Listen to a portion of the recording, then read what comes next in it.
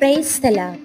கிறிஸ்துவில் பிரியமானவர்களே, உங்கள் ஒவ்வொருவரையும் ஆண்டவர் இயேசு கிறிஸ்துவின் ஈடு இணையற்ற நாமத்தினால் வாழ்த்துகிறேன், வரவேற்கிறேன். ஆமென்.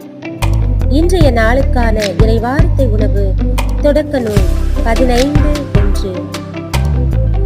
அஞ்சாதே, நான் உனக்கு கேடயமாக இருப்பேன், உனக்கு பெரும் கைமாறு கிடைக்கும்.